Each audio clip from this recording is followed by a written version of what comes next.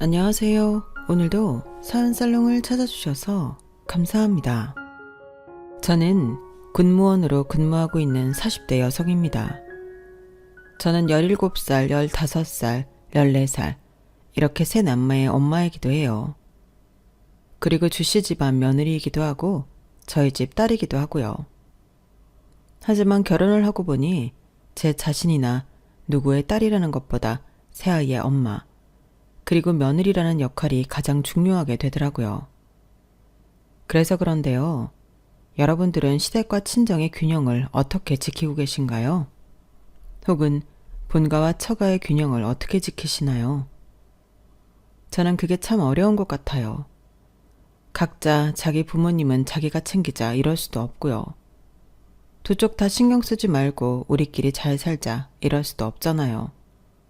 그렇다고 두 쪽 다 똑같이, 정말 똑같이 챙겨드리기엔 똑같은 것도 현실적으로 따져보면 어렵더라고요. 정말 어떻게 해야 두 쪽 다 만족시킬 수 있는 건지 마흔이 넘은 지금도 모르겠어요. 더구나 이런 생각도 부부가 같이 해야 의미가 있는 거잖아요. 같이 하고 서로 합의를 해야 하는 일이잖아요. 생각해 보세요. 부부가 양가 부모님에 대한 생각이 다르다고요. 그러면 얼마나 싸우겠어요. 왜 우리 엄마한테는 그렇게 하면서 너희 엄마한테는 저렇게 하냐. 너희 집엔 이런 걸 주면서 우리 집엔 저런 걸 주냐. 흔히 내로남불이라고 하죠. 그런 유치한 싸움과 뼈를 녹이는 서운함이 한도 끝도 없겠죠. 그런데 그걸 제가 겪었어요. 시어머니가 아들 사랑이 대단했어요. 그 사랑을 받고 자란 남편은 늘 시어머니에게 효도를 해야 한다고 그랬죠. 결혼 전엔 그런 남편의 모습을 가정적이라고 생각했는데 결혼 후엔 저한테도 그걸 강요하더라고요. 효부 없는 효자 없다면서요. 그리고 아들을 지나치게 사랑하는 우리 시어머니, 그걸 당연하게 생각했어요. 그래서 저는 저희 부모님에게도 안 하는 효도를 시대게 했어요. 그러면서 남편도 제 친정에 그렇게 하길 바랐죠. 하지만 내로남불이었어요. 남편도 그렇고 시어머니도 그렇고요. 자기가 하면 로맨스, 남이 하면 불륜. 자기가 하면 효도, 남이 하면 과유불급. 그래서 하다못해 저는 폭발했어요. 다행히 폭발한 사람은 저뿐만이 아니었는데 궁금하신가요? 오늘 저는 그 이야기를 해볼까 해요. 20대 초반에 저는 잘 다니던 대학을 중퇴하고 군무원 시험을 준비했어요. 원래는 선생님이 되고 싶었어요. 어릴 때부터 과학을 좋아했는데 그 중에도 물리를 좋아했어요. 물리는 쉽게 말해 공식이죠. 그 공식이 물리학의 도구예요. 공식 하나로 수백 개의 현상이 풀리죠. 전 그게 물리학의 매력이라고 생각했어요. 그리고 그런 생각을 하면서 저는 연구를 할 건지 가르칠 건지 아니면 둘 다 할 건지 고민을 했어요. 그리고 이내 쉽게 물리학을 가르치고 싶다는 생각이 들었죠. 그래서 과학교육과에 진학했어요. 하지만 22살 때 아버지가 급성 심근경색으로 사망하세요. 응급실에 채 도착하지 못하고 돌아가셨죠. 거의 현장에서 사망하신 거라고 의사가 그러더군요. 남은 저희 가족은 저를 포함해서 3명인데요. 엄마, 오빠, 저 이렇게 3명이에요. 그렇게 남은 세 식구는 앞으로의 생계를 걱정할 수밖에 없었어요. 장례식장에서 슬퍼할 겨를이 없었죠. 아버지는 식수를 배달하는 일을 하셨고 그게 저희 가족의 생계 전부였어요. 엄마는 일을 안 했거든요. 그달 벌어 그달 살았죠. 그래서 엄마는 아닌 척 두려워 보였어요. 엄마, 걱정 마세요. 제가 일할게요. 저 올해 졸업했잖아요. 계속 회사 다니려고 준비하고 있었어요. 이미 1차 붙은 것도 있고 면접 잘 준비할게요. 그러니까 너무 걱정하지 마세요. 그리고 선영이 너도 너무 걱정 마. 하던 공부 계속해. 오빠가 어떻게든 학비 마련할 테니까. 두려워하는 엄마에게 오빠는 믿음직스럽게 말했어요. 하지만 전 오빠의 그 말을 듣고 3달 정도 학교를 다니고 중간고사를 본 뒤에 자퇴를 해야 했어요. 오빠의 취직이 잘 되지 않았거든요. 면접에서 계속 떨어졌어요. 그래서 저희 세 식구는 오빠가 편의점 아르바이트를 해서 번 돈으로 생활해야 했어요. 겨우 생활만 가능한 돈이었어요. 제 학비를 댈 수 있는 목돈은 없었죠. 그리고 알고 보니 제 학비도 학자금 대출을 받은 거였더라고요. 그러니 전 막막했어요. 게다가 제가 전액 장학금을 받을 정도로 공부를 잘하지 못했거든요. 그리고 그런 고민을 하다 보니 오히려 성적은 떨어졌죠. 아, 맞아요. 물론 목돈이 있었어요. 아버지가 남긴 돈이 있었어요. 통장에 들어있던 100만 원과 사망 보험금이요. 하지만 엄마가 그 돈은 꺼내지 않았어요. 아무리 급해도 그 돈이 어떤 돈인데 엄마는 아직 마음의 준비가 안 되었어. 장학금이라도 받아보면 안 되겠니? 그건 네가 열심히 하면 되잖아. 너희 아빠가 너희들을 어떻게 키웠는지 알잖니? 알죠. 모르지 않았어요. 저희 아버지 중학교만, 그것도 겨우 졸업할 만큼 집안이 열악했어요. 할아버지가 일을 안 하셨거든요. 할머니가 남의 집 청소해서 겨우 중학교까지 보내신 거예요. 기술을 배울 돈도 없었죠. 바로 취직을 해야 해서 자전거 신문 배달을 했어요. 자전거 신문 배달을 하다가 여러 공장에 들어가 일을 하셨고 운전면허를 딴 뒤에는 배달 일을 했어요. 그리고 아시다시피 마지막엔 식수 배달 일을 하셨고요. 저희 가족도 열악하지 않았던 때가 없었어요. 툭 하면 가스가 끊기고 툭 하면 전기가 끊겼죠. 그러니 오빠와 제가 대학까지 다닐 수 있었던 건 저희 아버지의 결핍과 욕심과 자식에 대한 사랑 때문이었어요. 그걸 모르지 않아서 저는 더 욕심부리지 않고 대학교를 그만두었어요. 물론 제 선택에 오빠가 가장 안타까워했어요. 그리고 오빠 스스로 자책도 많이 했죠. 내가 미안하다. 오빠가 버젓이 일을 해서 널 졸업시켰어야 했는데 오빠가 부족해서 미안해. 다 내 탓이야. 에이, 그럴 거 뭐 있어. 우리 형편이 이런 건데. 그래도 오빠는 졸업해서 다행이야. 남자인데. 그래도 대학 졸업해서 직장 구하고 장가도 가야지. 나는 시집 가면 되잖아. 그리고 공부해보니까 이제 물리학도 지겨워. 공식이며 과학의 근본이며 그런 말도 다 뜬구름 같고. 그것보다 현실이 더 중요하잖아. 우리가 사는 현실 말이야. 내가 뭐 대단한 과학자가 될 것도 아닌데. 그러니 난 괜찮아. 그래도 네가 한국의 마리 퀴리가 되려인데 내가 그걸 가로막은 것 같아서 내가 너무 미안해. 오빠가 너무 못났다. 그치? 그런 소리 하지 말라니까. 오빠가 한 번도 나 그만두라고 강요한 적 없잖아. 이건 내 선택이야, 선택. 알겠지? 그렇게 말하며 오빠 앞에선 실컷 괜찮은 척을 했지만 솔직히 울기도 많이 울었어요. 한국의 마리 퀴리. 저한테는 너무 가당차는 말인데요. 더구나 전 연구보다 가르치고 싶었으니까요. 누구에게나 물리가 쉽고 재밌다는 걸 알려주고 싶은 마음이 컸으니까요. 그래서 참 많이 혼자 울었어요. 울다가 이래선 안 된다. 이렇게 머무를 순 없다고 생각이 들었죠. 그래서 결국 서점에 가서 할 수 있는 일을 찾기 시작했어요. 그러다 눈에 뜨인 게 군무원이었어요. 연금 때문이었어요. 군무원이 특정직 공무원에 속하기 때문에 공무원 연금을 받을 수 있다고 해서요. 20년 근속도 할 수 있을 것 같았어요. 제가 마음만 먹으면 진득한 편이거든요. 그래서 저는 응시 자격 무관인 행정직렬에 군무원 시험을 준비했어요. 하지만 제가 말씀드렸다시피 저희 집이 많이 열악해요. 저는 적어도 제 1인분은 해야 했죠. 그래서 저도 편의점에서 아르바이트를 시작했어요. 평일엔 오후에, 주말엔 야간에 일을 했죠. 아파트에 있는 편의점이라 손님이 그리 많지는 않았어요. 진상도 거의 없었고요. 그래서 틈틈이 공부를 하기 좋았죠. 그렇게 첫 시험을 봤어요. 너무 긴장했는지 손이 벌벌 떨리더라고요. 시험이 끝날 때까지 손이 떨렸어요. 그러니 제대로 시험을 봤을 리가 없죠. 당연히 결과는 낙제였어요. 그리고 두 번째 시험을 봤고 두 번째 시험도 떨어졌어요. 겨우 세 번째 시험에 붙었죠. 사실 세 번째 시험 때도 낙제하면 포기하려고 했어요. 다른 시험을 준비하든지 시험과 학력과 경력과 상관없는 일을 하려고 했죠. 그런데 다행히 붙었더라고요.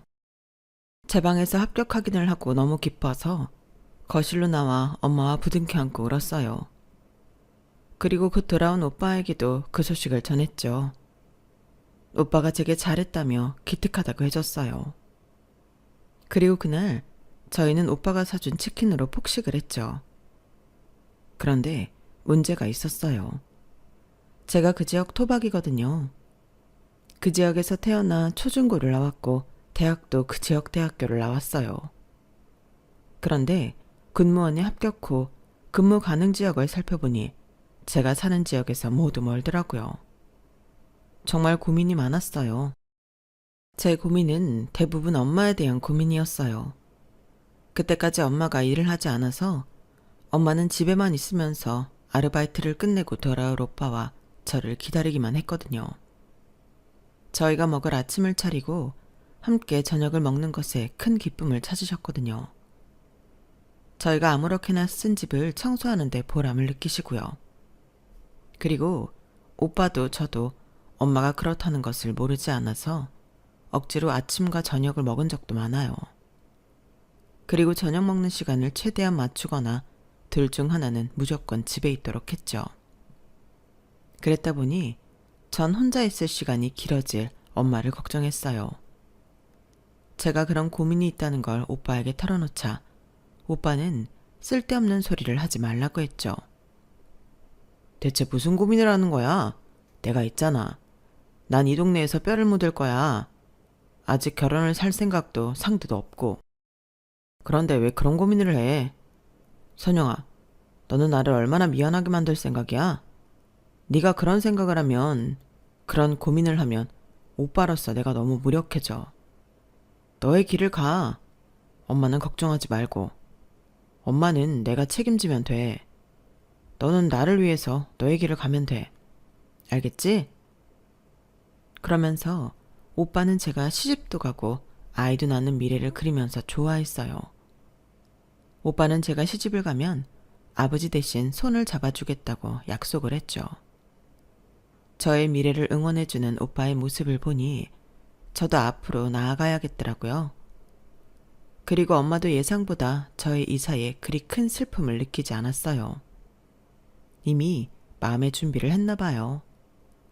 그래서 저는 조금 편한 마음으로 이사 준비를 했고 다음 달에 발령을 받아 한 번도 살아보지 않고 들어본 적도 없는 곳에서 근무를 시작했어요. 처음 가본 도시, 처음 하는 업무에 적응이 잘 되지 않았어요. 혼나기도 많이 혼났죠.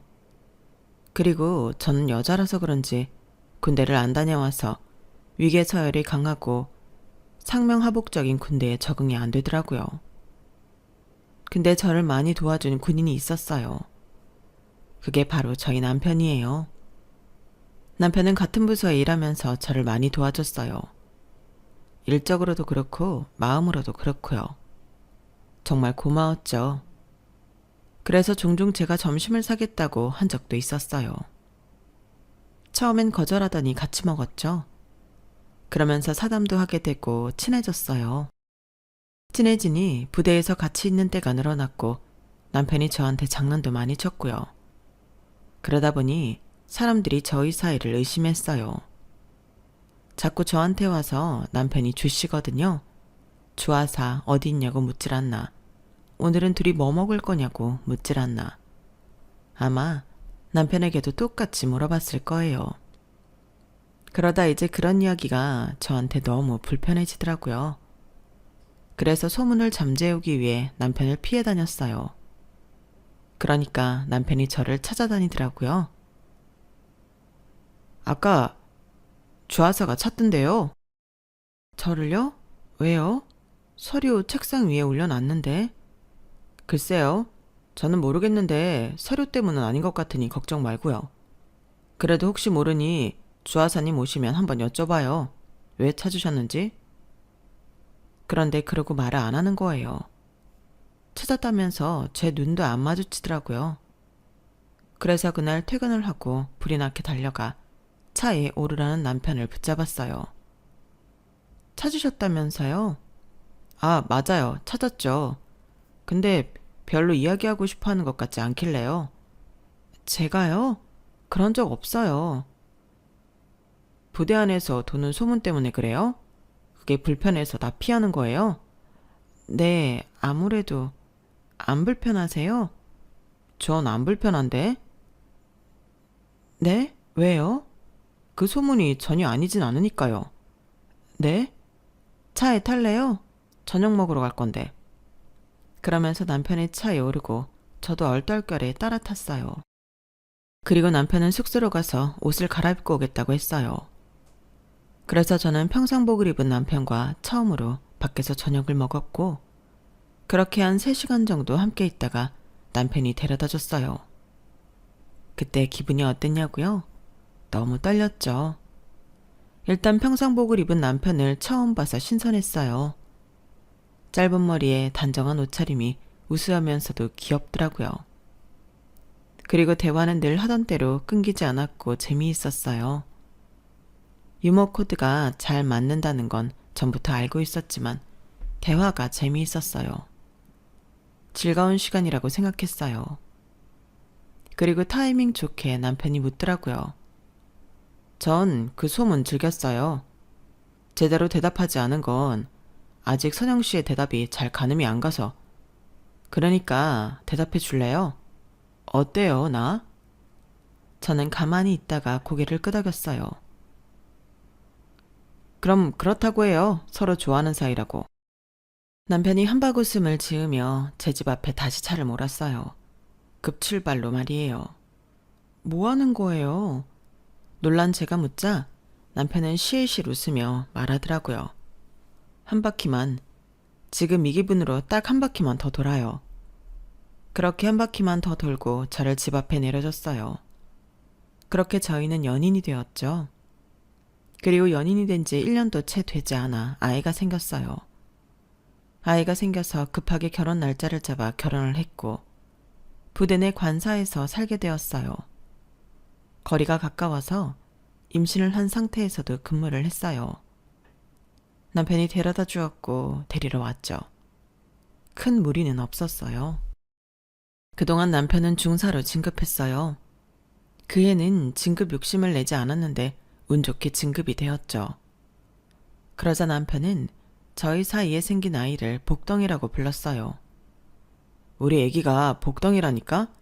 우리 애 덕분에 내가 진급한 거야. 그런 의미에서 자기를 만난 것도 내 인생에서 아주 큰 행운이지. 정말 고마워. 우리 꼭 건강하게 아기 키우자. 행복하게 키우자. 남편을 맞불만 아니라 임신 중에 저에게 정말 잘했어요. 중사로 진급하면서 회식이 정말 많았지만 심하게 취해서 들어온 적도 없고, 들어와서 곱게 잠을 자거나 오히려 제가 하지 않은 설거지를 하고 자곤 했어요. 그리고 주말이 되면 저에게 좋은 것만 먹이고 보이고 들려주려고 온갖 노력을 했어요. 저에게 좋은 고기를 먹이겠다며 1등급 한우도 사오고요. 제가 딸기를 먹고 싶어 했다고 딸기가 나오지 않는 계절에 비싼 돈 주고 딸기도 사오고요. 저한테 좋은 음악 들려준다고 LP판도 사오고 텐테이블도 사오고요. 정말 주변에서 난리 부르스를 친다고 했어요. 하지만 그래서 전 행복한 임신 기간을 보냈어요. 임신 중이 제 인생 중 가장 행복했던 것 같아요. 누군가에게 이토록 사랑받는다는 거 부모에게서도 느끼지 못했던 것 같거든요. 그래서 정말 행복했어요.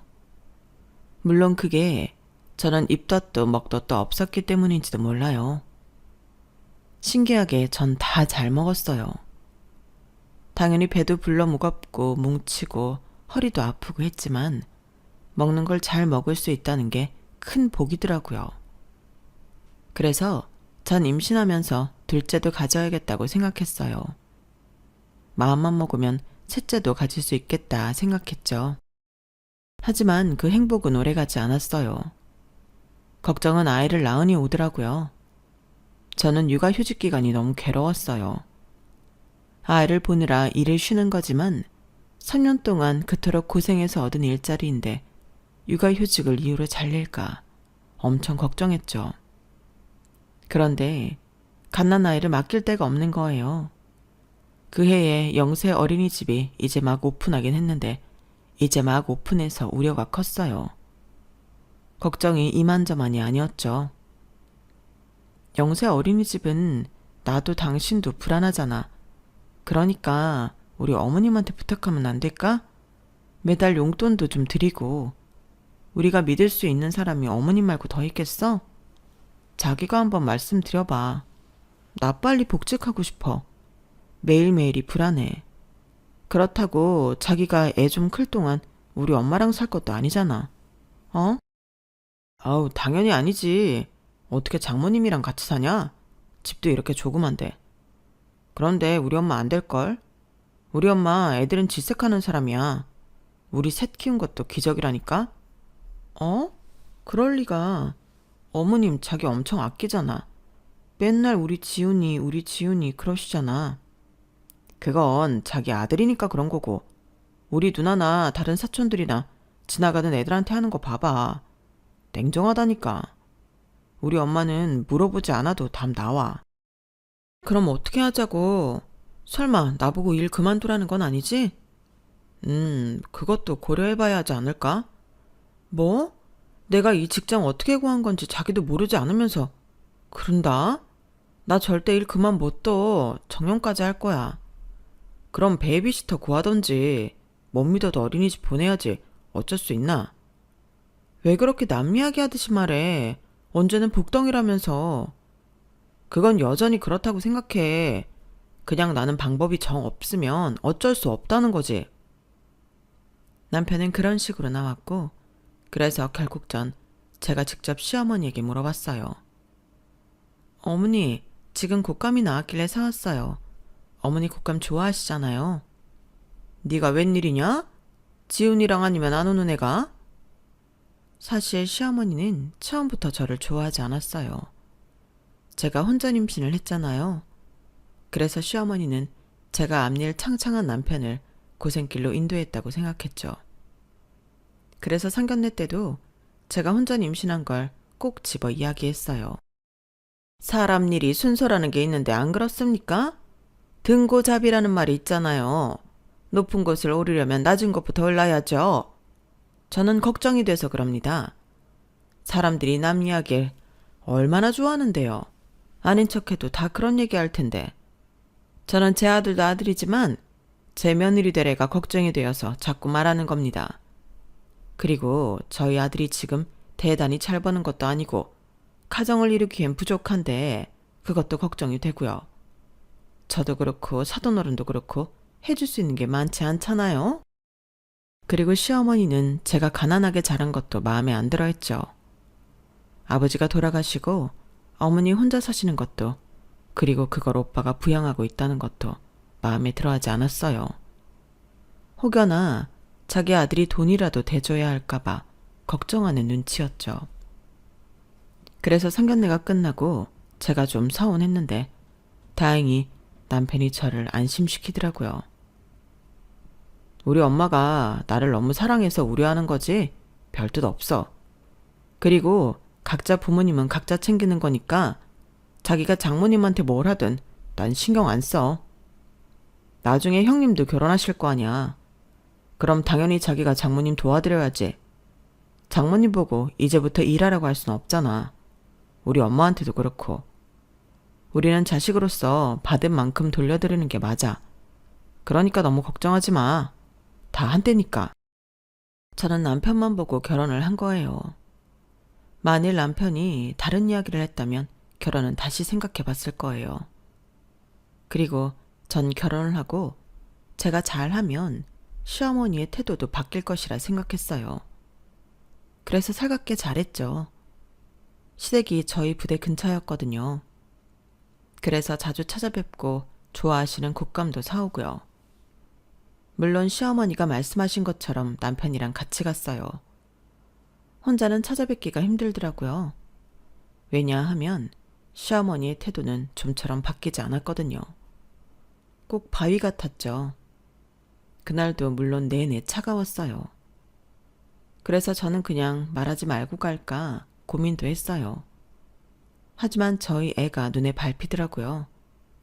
그래서 눈치를 보며 준비한 말을 했어요. 어머니, 제가 복직하려고 해요. 다음 달에요. 그래서 그런데 저희 애 좀 봐주실 수 있어요? 용돈도 드릴게요. 뭐? 나보고 애를 보라고? 너, 내 나이가 몇인 줄 아니? 이제 곧 60이다. 환갑이라고. 그런데 내가 애를 왜 봐? 애 볼 사람이 정 없으면 시간 많은 니네 엄마 보고 봐달라고 해라. 나는 텃밭도 가꿔야 하고 할 일이 태산이야. 그리고 뭐 용돈? 내가 돈이 궁한 줄 알아? 니네 시아버지도 경비일이지만 매달 150만 원씩 번다. 거기에 너희들한테 받는 용돈에 텃밭에서 가꾼 것들 팔면 충분해. 이게 어디 배운 게 없어서 돈으로 사람을 회유하기엔. 돈으로 회유하는 게 아니라 그래도 텃밭 가꾸시면서 몸고생하시는 것보다 자식 같은 손자 보면서 용돈 받으시는 게 낫잖아요. 제가 많이는 못 드려도 용돈보다는 많이 챙겨드릴게요. 어머니, 그래도 손자라고 좋아하셨잖아요. 말이 손자지. 너를 꼭 빼닮아선 딸은 아빠 닮고 아들은 엄마 닮는다더니 그게 꼭 네 이야기다. 내가 손자라서 좋아했던 것도 우리 아들 닮은 손자라고 생각해서 좋아했던 거지. 너 닮은 손자는 필요 없어. 너 집에 있는 가지랑 감자나 좀 들고 가라. 볶음하고 조림해. 그러면서 시어머니는 베란다에서 부스럭부스럭 제가 가져갈 것들을 챙겨주기 시작했어요. 저는 괜히 한 번 더 도전했어요. 어머니, 정말 어떻게 안 될까요? 제가 용 맡길 데가 없어요. 아니, 이 애가? 나는 애 보기 싫다니까. 내 주변에 애 봐주는 친구들 보면 하나같이 인생을 2번 사는 것 같다더라. 내 자식으로 1번 키웠으면 됐지.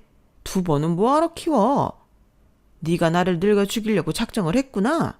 이거나 가져가. 그렇게 저는 첫째를 영세 어린이집에 맡기고 복직할 수밖에 없었어요. 매일매일이 불안의 연속이었어요. 혹시나 아이를 떨어뜨리지 않을까 얼마나 걱정했다고요. 그리고 이후 둘째를 갖기까지 3년이 걸렸어요. 복직을 하고 자리를 잡아야 했거든요. 그리고 둘째를 낳고서는 이왕 셋까지 낳을 거 연년생으로 가져버리자 싶어서 셋째를 바로 가졌어요. 그리고 첫째와 마찬가지로 모두 영세 어린이집을 보냈어요. 친정에서 이 소식을 듣고 엄마가 너무 미안해했어요. 내가 근처에 있었으면 봐줬을 텐데. 아니 엄마, 그래도 어린이집도 괜찮더라. 내가 너무 걱정했나 봐. 애들도 잘 크고 있고 어린이집 활동도 너무 좋아해. 그리고 나도 복직해야 했으니까 후회는 안 해. 덕분에 내가 복직해서 자리 잡았잖아. 부대에서 나 일 잘한다고 소문 자자해. 하지만 정말이었어요. 어린이집 덕분에 전 복직을 해서 자리를 잡았으니까요. 정말 그해 영세 어린이집이 생긴 게 얼마나 다행이에요. 그렇게 아이들은 커가고 저는 승진도 하고 남편도 승진했고요. 탄탄대로였어요. 하지만 잊고 있던 게 있었죠. 바로 남편은 전속이요. 남편이 전속 결정이 났어요. 지금 사는 곳에서 차로 4시간은 좋게 달려야 하는 곳이에요. 아이가 어리니 군대에서 봐줄 거라고 안일하게 생각했는데 아니더라고요. 남편은 심각하게 같이 가자고 하더군요. 하지만 저는 그곳으로 전속 갈 수 없었고 결국 남편의 말은 제가 일을 그만두라는 거였어요. 나는 일 그만둘 수 없어. 내가 어떻게 잡은 직장인데 4년이잖아. 4년만 당신 고생할 수 없겠어? 나 승진한 지 얼마나 되었다고. 여보, 어떻게 가족이 흩어지니? 애들이 아빠 없이 지내면 아빠는 잊혀지게 되어 있어. 난 아빠의 빈자리를 만들고 싶지 않아. 아빠의 빈자리가 큰 거 당신이 더 잘 알잖아. 결핍을 만들어주고 싶지 않아. 그러니까 최대한 내 방향대로 생각해줬으면 좋겠어. 남편의 생각은 견고했고 그리고 그 이야기는 시어머니에게까지 들어갔어요. 시어머니도 제게 일을 그만둘 것을 강요했죠. 너 일 그만두지 않겠다고 했다며? 내가 이래서 결혼 반대했던 거야. 너 아주 우리 지훈이 고생하게 하려고 작정을 했구나. 남자 혼자서 와이프 없이 뭘 해먹고 어떻게 살라고 그러는 거니? 너 정말 이기적이다. 아주 너만 생각하는구나. 그러니 결혼도 전에 애를 가져서 협박이나 했지. 어머니, 협박이라뇨. 애는 저 혼자 가졌나요? 그런 말이 어딨어요. 결혼 안 시켜줄 것 같으니까 덜컥 애부터 가진 거 아니야. 그게 협박이지 뭐니? 난 그것부터 마음에 안 들었다. 그리고 우리 지훈이가 너한테 못해준 게 뭔데? 꼴랑 그 일 못 그만둬서. 그리고 왜 너 좋다고 애들이랑 아빠를 갈라놓긴. 당장 그만둬. 그리고 그 이야기를 그대로 들은 저희 형님들. 자기 엄마가 한 말에 기겁을 하더라고요. 하지만 형님들도 시어머니에게 대놓고 뭐라고 하지 못했어요. 어차피 한다고 들을 사람도 아니고 고칠 사람도 아니니까요. 그냥 포기한 것 같더라고요. 저희 형님들 얼마나 불쌍한 인생을 사셨는 줄 아세요? 들어보면 기가 막혀요. 저희 시어머니가 아들 사랑이 너무 심하다는 건 보이시죠? 그래서 형님들 앞에 매번 풀떼기였고 남편 앞에만 고기랑 찌개가 있었어요. 그리고 시어머니가 형님들 생일엔 기억도 못하고 그러니 연락도 없는데요. 저희 남편 생일에는 기가 막히게 연락도 오고 미역국 해놨으니 저녁에 먹고 가라고 하고 난리도 아니에요. 어디 놀러 가시면 남편 거만 사오시고요. 남편이 좋아하는 건 다 기억해요. 어렸을 땐 그런 일이 잦았다고 해요. 어떤 일이냐면요. 큰 누나와 남편은 5살 차이가 나고 작은 누나와 남편은 2살 차이가 나는데요. 그래서 누나와는 별 싸움이 없었는데 작은 누나와는 많이 다퉜어요. 그럴 때마다 시어머니는 작은 누나를 매로 다스렸죠. 이유를 묻지도 따지지도 않았죠. 그걸 작은 형님은 아직까지 속에 묻고 있더라고요. 그리고 큰 누나는 큰 누나이기 때문에 무조건 배려하고 양보해야 한다고 배워서 뭐든 양보했어요. 반찬이든 인형이든 필기구든 뭐든요. 그래서 시어머니는 아직까지 큰 누나가 고기를 싫어하는 줄 알아요. 그런데 큰형님 고기 엄청 좋아하세요. 저번에 둘이서 한마디도 안 하고 5인분이나 먹었는걸요. 그런 거 보면 전 같은 부모 밑에서 커도 이렇게 다르게 생각하는구나 싶어요. 그리고 들으셔서 아시겠지만 자기 아들이 세상에서 제일 멋지고 잘났고 그만큼 자기 아들이 세상에서 제일 가엾고 안쓰러워요. 매번 시댁에 갈 때마다 시어머니가 농사지은 농작물 챙겨주시잖아요. 그것도 자기 아들 위한 거지 저를 위한 게 아니에요. 그래서 그런 시어머니를 태어날 때부터 겪은 큰형님은 아직까지 결혼을 안 하셨어요. 평생 혼자 사실 거래요. 작은 형님만 결혼하셨는데 다행히 작은 형님 시댁은 화목한 모양이더라고요. 그래도 가난해서 시어머니가 싫어하세요. 매번 작은 형님이 시어머니가 이것도 해주고 저것도 해줬다고 그러면 쥐뿔도 없는 집에서 그런 거라도 해줘야지 하세요. 그래도 작은 형님은 꿋꿋이 시댁에서 해준 일을 말하세요. 들으라고 하는 말이겠죠. 아무튼 두 형님들이 저를 남몰래 위로했고 결국 저는 남편을 혼자 다른 도시에 보내고 꿋꿋하게 일을 했어요. 남편은 한 달에 2번 정도 집에 왔어요. 명절이나 긴 연휴 때도 꼬박꼬박 오고요. 그리고 몇 번은 저도 아이들과 함께 남편에게 갔어요.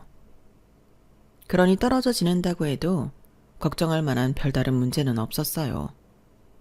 그리고 8년 뒤에 저희는 다시 합칠 수 있게 되었죠. 8년 만에 합치게 되니 남편과 꼭 신혼 때로 돌아온 것 같이 설레이더라고요. 애들도 같이 신나하고요. 시어머니도 신나셨죠. 그런데 남편이 그러더라고요. 다시 합치게 되어 돌아왔으니 시어머니에게 용돈이라도 주고 싶다고요. 그런데 저희가 이사를 한 게 설날 앞주였어요. 설날 용돈도 드리는데 더 드리자고? 아들 온 거 기쁘잖아. 그러면서 봉투에 120만 원을 넣더라고요. 저는 너무 놀랐죠. 저희 각자 부모는 각자가 챙기기로 했지만 약속한 게 있거든요. 명절 용돈이나 생식 용돈은 시댁 40만 원, 친정 30만 원으로 한다고요. 왜 친정이 더 적은지는 말 안 해도 아시죠? 저희는 아버지가 없잖아요. 그래서 적은 거예요. 그리고 그 액수와 제한은 제가 한 게 아니라 남편이 한 거예요. 그러니 왜 120만 원이지? 저는 생각했죠. 왜 120만 원이야? 80만 원을 더 드린다고? 그러자 남편이 아차 하더라고요. 뭔가 이상했어요. 저는 남편에게 똑바로 말하라고 했죠. 사실은 그동안 내가 더 보태서 드렸어. 100만 원. 근데 내 월급에서 제한 거니까 괜찮지? 그러는데 제가 서운하더라고요. 저희 엄마, 결국엔 오빠가 8년 전에 장가를 가고 그 후로 2년 뒤에 어린이집 조리부에서 일을 시작했거든요. 아무래도 당신 때문에 늦게 결혼한 오빠에게 손을 벌리고 싶지 않은 모양이었어요. 게다가 저는 애가 셋이라 여윳돈이 없었고요. 매달 85만 원 정도 받으시고 그걸로 생활해요. 저희 시부모님보다 형편이 안 좋죠. 매달 벌어 매달 사는 인생이 얼마나 고달파요. 그래서 저도 명절 때마다 생신 때마다 어버이날 때마다 30만 원밖에 못 챙겨줘서 얼마나 미안했다고요. 그런데 저희 남편은 시부모님께 100만 원이나 주고 있었네요. 자기 돈이라고 하지만 부부 사이에 그런 게 어딨어요. 저는 이래서 돈 관리는 자기가 한다고 한 건가 싶었어요. 그리고는 더 큰 일이 터졌죠. 저희 시댁이 다세대 주택 3층에서 40년을 새들어 살았어요. 아주 오래된 집이죠. 그런데 그 집이 전체 재건축을 한다고 집을 이달 내로 비워달라고 했다는 거예요. 집주인 할머니가 돌아가셨대. 그래서 손자가 이 집을 재건축한다더라. 남편이 그런 말을 하더군요. 그래서 걱정도 되고 시댁에 갔죠. 그래, 잘 됐다 싶더라. 여기 수도도 자주 고장나고 보일러도 오래되었고 죄다 오래되어서 제대로 굴러가는 게 없잖니? 이왕 이렇게 된 거 아파트에도 살아보고 그러는 거지. 아파트요? 아파트로 들어가시게요? 지훈이가 그러던데? 그동안 낡은 집에서 고생했으니까 신축 아파트로 들어가라고. 자기가 다 준비해 놓는다고. 그것도 48평이란다. 내가 그랬지. 애들 다 모이려면 그 평수는 되어야 한다고. 역시 아들이 최고라니까. 딸 키워봐야 집에 자주 오기나 하지 영. 도움이 안 된다니까. 너도 아들 하나 있으니 됐다. 미영이는 어쩌려고 딸만 둘 낳아서. 저는 그 소리를 듣고 놀라 집으로 돌아가는 길에 전화를 했어요. 처음엔 안 받더라고요. 그래서 형님들에게 전화를 했어요. 형님이 제 이야기를 듣더니 당황해 하더라고요. 그런 이야기를 얼핏 하긴 했지만 자기들은 거절했다고요. 지금 둘 다 여윳돈이 없어서 힘들다고 했대요. 그리고 그때 마침 남편에게서 전화가 와서 물으니 뻔뻔하게 굴더라고요. 누나랑 다 이야기했어. 셋이 아파트 한 채 해주자고. 어머니랑 아버지 우리 셋 키우느라 고생했잖아. 이 정도는 받을 자격 있지. 안 그래? 누나들이 거절했다는데 무슨 소리야? 어머님도 당신이 해주는 걸로 알고 있던데? 대체 무슨 생각이야? 벌써 누나들이랑 통화했어? 당신 발 빠르다. 그럼 사실대로 말할게. 우리 엄마랑 아버지한테 집 해주자. 어때? 뭐가 어때야? 아무리 그렇다고 신축 아파트를 사준다고 그래? 그것도 48평짜리? 우리는 못 사는 걸. 그리고 그럼 우리 집에는 뭐 해줄 건데? 에이, 자기 집은 사람이 많이 없잖아.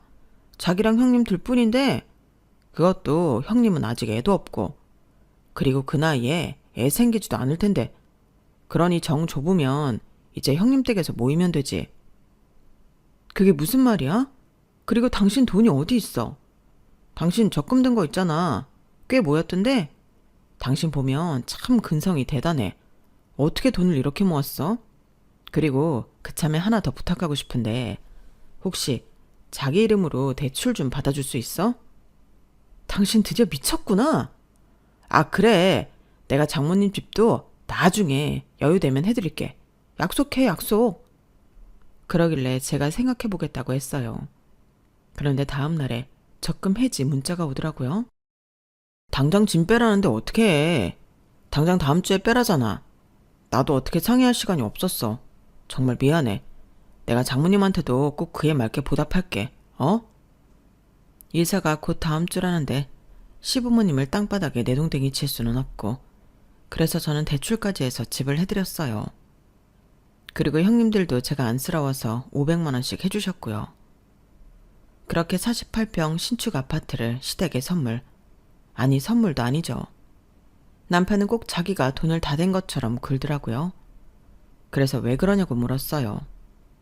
아니, 그 집이 자기 명이라는 거 알면 자기만 귀찮아진다니까? 그리고 괜히 우리 엄마 아버지도 자기한테 미안해하고. 그러면 불편하잖아. 그치?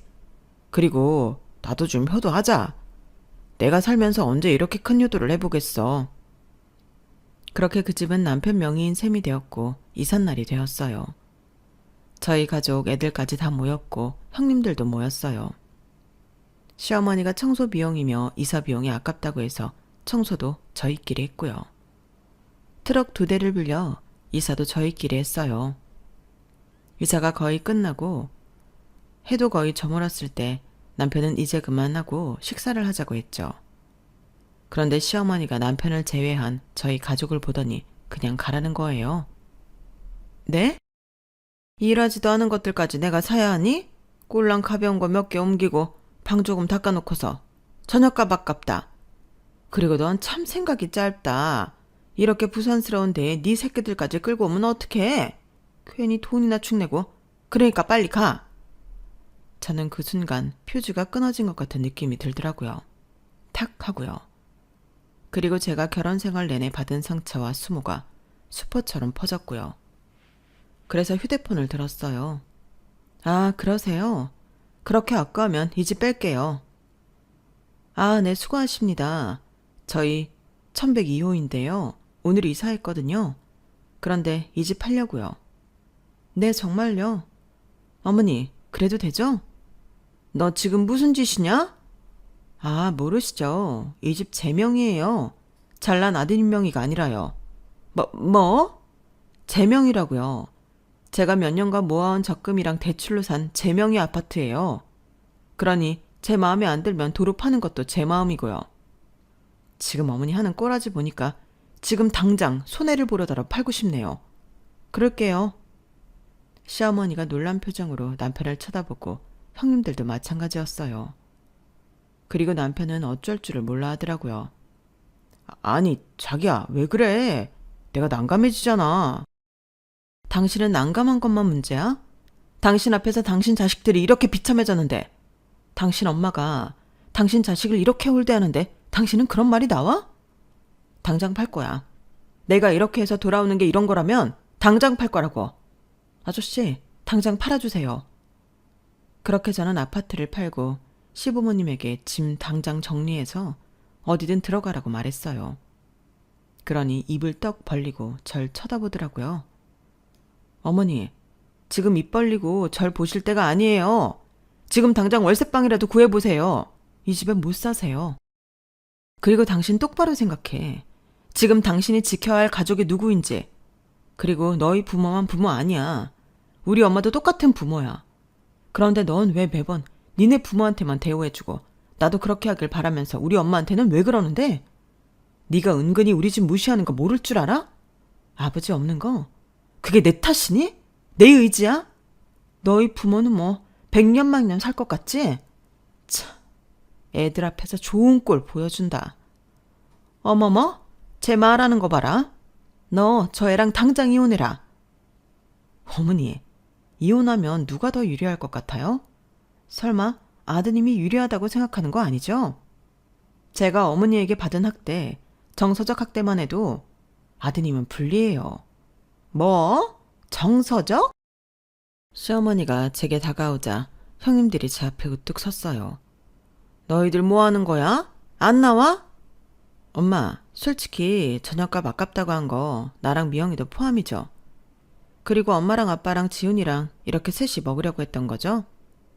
저도 엄마 버릴래요. 아빠는 미안해. 그런데 아빠는 엄마 못 버리잖아요. 그러니까 그냥 둘 다 안 보고 살래요. 뭐? 너 엄마한테 그게 무슨 말버릇이야? 난 옳게 마음 100번이고 1000번이고 이해해. 엄마는 우리한테도 그랬으니까. 언제나 지훈, 우리 지훈이었잖아. 우리는 늘 찬밥 신세였고. 언제는 엄마는 나를 사랑하지도 않는데 왜 나왔을까? 이런 생각을 한 적도 있어. 딸인 걸 알고 이렇게 대할 거였으면 그냥 지우지. 난 엄마가 지훈이 이혼시키면 옳게 편에 서서 증인할 거야. 그래서 엄마가 어떻게 했는지 다 이야기할 거야. 그리고 지훈이 나도 그렇게 살지 마. 네 가족부터 챙겨야지. 그 나이 먹도록 네 가족이 누구인지도 분간을 못하니? 한심해. 한심하다고. 나도 언니 말에 100% 동감해. 나도 둘이 이혼한다면 옳게 편에 서서 증인할 거야. 그리고 난 엄마처럼 결혼도 하고 애도 낳았으니까 이 말도 할게. 나는 결혼도 하고 애도 낳았으니까 오히려 더 엄마가 이해가 안 되더라.